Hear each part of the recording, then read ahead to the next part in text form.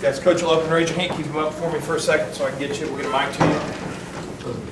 First off, I think that I have to give LSU a lot of credit. I think they really played well in the game. They made plays when they had to make plays on offense, and they're a very, very good team. Great crowd, great atmosphere. Thank our fans for the support that they give us. And the bottom line is, especially in the first half, we didn't play very well. We don't want to waste a failure. There's a lot of lessons to be learned from the things that we did and didn't do today.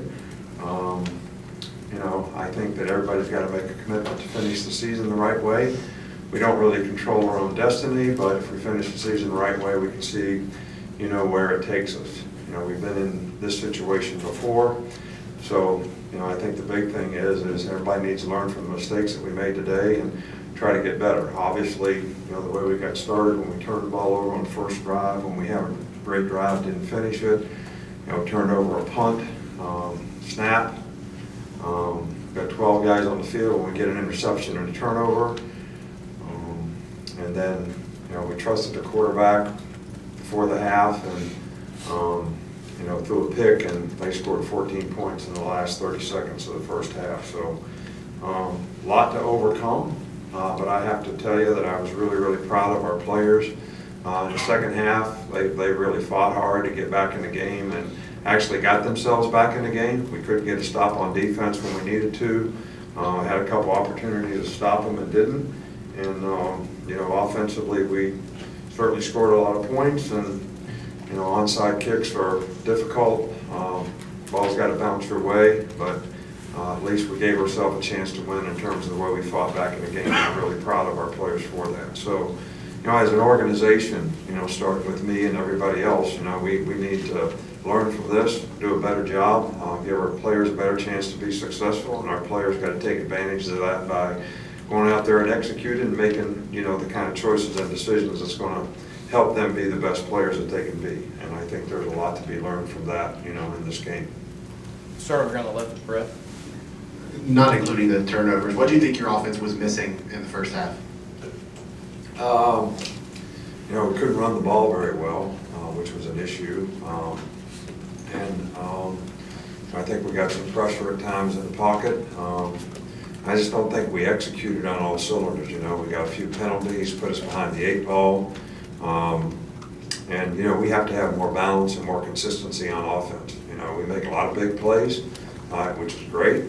But when you play a team like this, who is a very good offensive team themselves, having the balance on offense so you can control the tempo of the game with your offense is also important. And we just didn't have that consistency in the first half, and you throw the turnovers on top of it, and we really put ourselves in a hole. Go over on the right with Aaron. Obviously, LSU is a really talented offensive team. As a defensive-minded coach, how frustrating is it for you that you can't get your defense to play maybe the way you want them to play? Well, they did a lot of check with me's out there, give the hands, see what you're in, try to run the best play.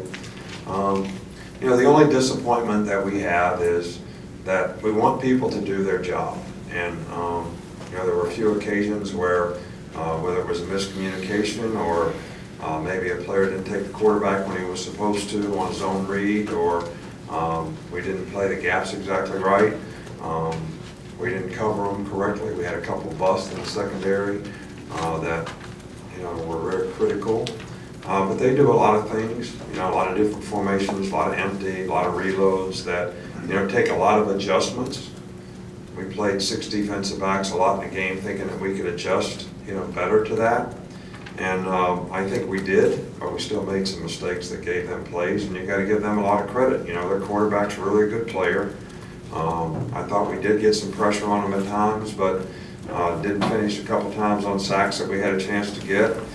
And I think, getting them behind the sticks is really, really important. So giving them negative plays and creating enough negative plays to do that, we probably didn't do a good enough job of that often enough in the game to try to get stops. And then we had a chance to stop them on 3rd and 10 once, and we tried to pressure them and didn't get the back covered, and got to give him a lot of credit. You know, he ran through a guy for 4 or 5 more yards to get a first down, so. Go over here on the left of that one. Could you talk about the decision with 26 seconds left and before half going for it instead of just taking a knee? Well, you know, since the result that we got was what we got, I wish we'd have ran the ball. I wish we'd have taken a knee. You know, we had 2 timeouts. We were trying to throw a chunk play, and maybe if you hit a big play, and we have a lot of capability to do that, and we trusted the quarterback to make a good decision. You know, they played zone, guy broke on the ball and intercepted the ball. So, you know, based on what happened, I definitely, if I had to do over and I knew that was going to happen, we would have kneeled on the ball. But being aggressive in the game at the time, I thought that we would throw the ball down the field and give ourselves a chance to make a big play. And even if it was a bad play, it'd be no worse than a punt. So that was obviously a mistake on our part, and I take all the blame for that. Go on Nick, the right what of was that. your expectation for Tua from a health standpoint coming in, and then how do you think he played? Was he up to 100% capability?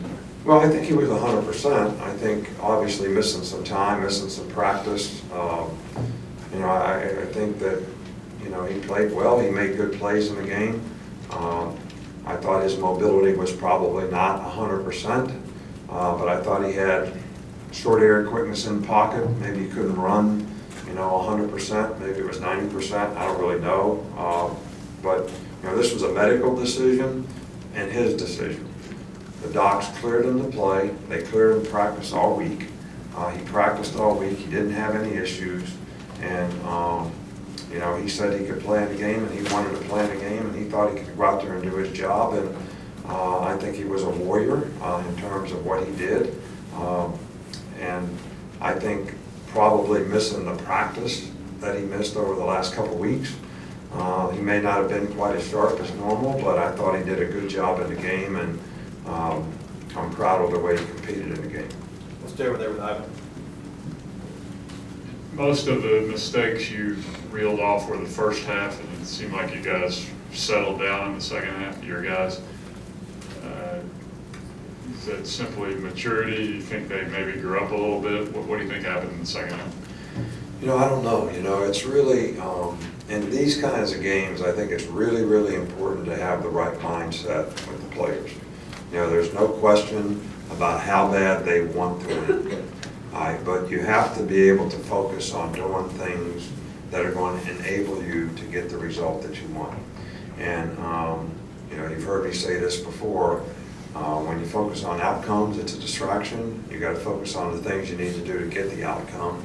And sometimes when you want to do something really badly, it's very difficult to do that, especially, you know, if you're affected at all about any external factors, what you hear and what's going on. So we really tried hard to get our players to do that, but we seemed to be a little out of sorts in the first half, which I'm responsible for the mindset of our team. So I obviously didn't get that done with them. And I think at halftime, you know, we just kind of challenged everybody to say, hey, look, guys, that's probably the worst half we played all year long. We made a lot of mistakes. We're better than that.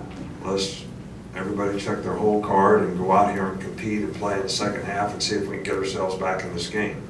And I was really pleased with the way our players did that, and they did a good job of that. We gave ourselves, at least gave ourselves a chance. We couldn't make the plays when we needed to make them, and I was really proud of the way our players did that in the second half, and I think we played better. Last question with Stuart. Nick, obviously you knew, watching on tape coming in, how much Joe Burrow in particular, but that LSU offense had improved from last year. Now that you've played them, can you describe, in particular with the quarterback, how you think he's been able to make such a jump from last year to this year? Well, I think it's the system. You know, I think it's the things that they're doing. I think it really features the players. I think he has talking about the quarterback now, Joe has a really good handle on what they're trying to do. And it's challenging to defend. And it utilizes the people that they have. And look, they have no weaknesses on offense. You know, they got a really good runner. They got a really good quarterback. They got really good receivers. They got a good offensive line.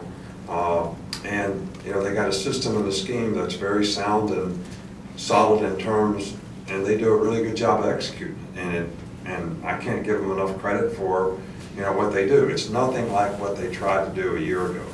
All right, so it's completely different, and I think it features their players, and I think their players buy into it, have confidence in it, and do a great job executing. So I felt like that going into the game, and I certainly feel just as strongly about that now after having played. All right.